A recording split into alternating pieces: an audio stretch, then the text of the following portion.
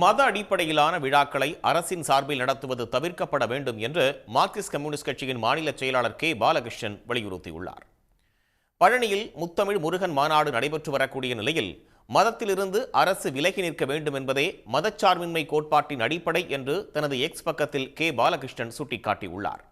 எந்த ஒரு மதத்தையும் பரப்புவது மற்றும் பின்பற்றுவது அரசின் பணியாக இருக்கக்கூடாது என்றும் கே பாலகிருஷ்ணன் தெரிவித்துள்ளார். இந்து சமய அறநிலையத்துறையை அழிக்க வேண்டும் என்று RSS பாஜக பரிவாரம் துடிக்கிறது என்று குறிப்பிட்டிருக்கும் அவர், கோயில் சொத்துக்களை கொள்ளையடிப்பதும் சாதிய படிநிலையை பாதுகாப்பதுமே அவர்களின் நோக்கம் என்றும் விமர்சித்துள்ளார்.